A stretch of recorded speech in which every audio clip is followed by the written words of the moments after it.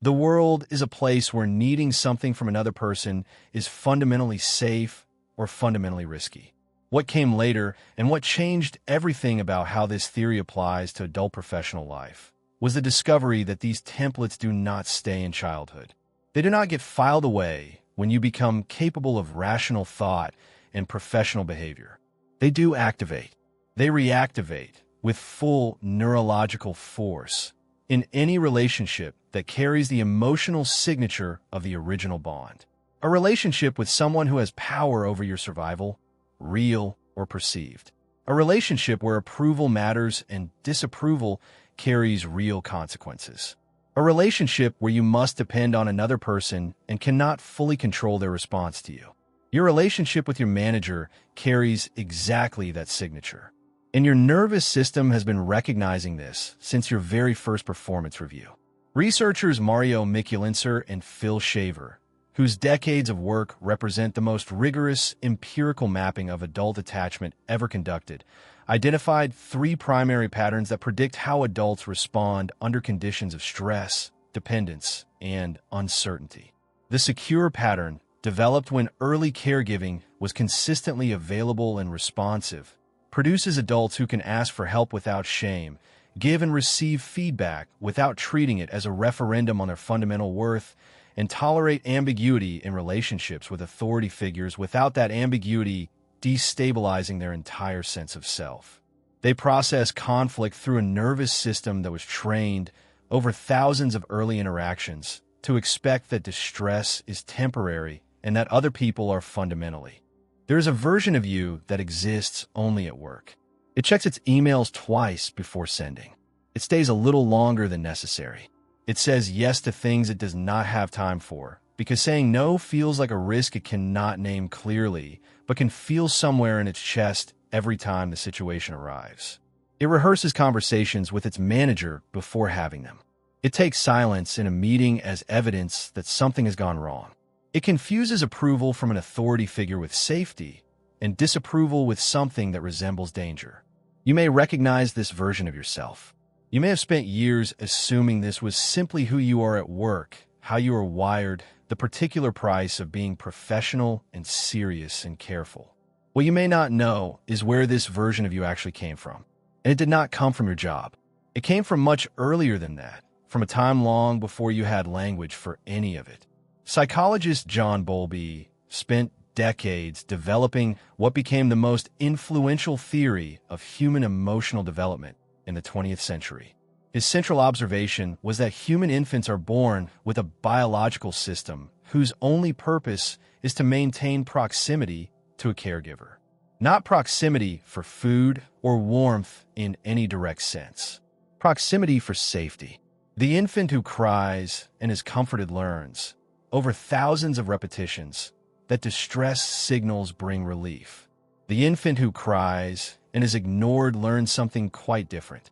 The infant who cries and is met with inconsistency, sometimes comforted, sometimes ignored, sometimes punished for the very act of needing, learns something different still. These early patterns of connection and response become, Bowlby argued, internal working models, mental templates, deeply held expectations about whether other people can be trusted to be present when it matters, whether the self is inherently worthy of care, and whether trustworthy. The anxious attachment pattern, developed when caregiving was inconsistent and unpredictable, produces a very different professional. In workplace settings, this pattern appears as an excessive need for reassurance from supervisors, hypervigilance to small shifts in mood or tone in authority figures, a tendency to interpret neutral feedback as negative, difficulty sitting with uncertainty about one's standing in a team, and a persistent underlying sense that one must continuously earn one's place rather than simply occupy it. The anxiously attached professional does not experience their manager as simply a manager. They experience them at a level that bypasses conscious analysis entirely, as the figure whose response determines whether they're fundamentally safe or fundamentally not. The avoidant attachment pattern, developed when emotional needs were consistently met with dismissal or withdrawal, produces yet another profile. This person is often identified as highly independent, resistant to collaboration, reluctant to ask for help even when help would clearly benefit their work, and likely to describe themselves as unaffected by things they are visibly affected by. Under pressure, the avoidantly attached professional withdraws emotionally. Under conflict, they disappear entirely. They have learned, at the deepest level of neural encoding, that needing other people is a liability and that self-sufficiency, however exhausting, is the only version of safety available to them. None of these are permanent personality types. They're strategies that were learned under specific conditions, that each made complete sense under those original conditions, and that are now being applied with remarkable precision and remarkable cost to a professional environment for which they were never designed. Research by Brooke, Feeney, and Nora Senn at Carnegie Mellon University found that attachment patterns measured in adult workers predicted, with significant accuracy, how those workers responded to supervisor feedback, how they behaved during periods of organizational uncertainty, and how willing they were to seek mentorship when mentorship was available and clearly useful. Securely attached workers sought out feedback and integrated it constructively into their work.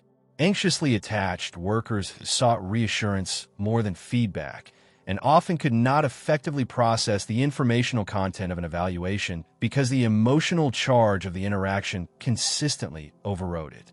Avoidantly attached workers avoided evaluation situations when possible and were significantly more likely to leave positions abruptly in response to interpersonal conflict rather than working through it.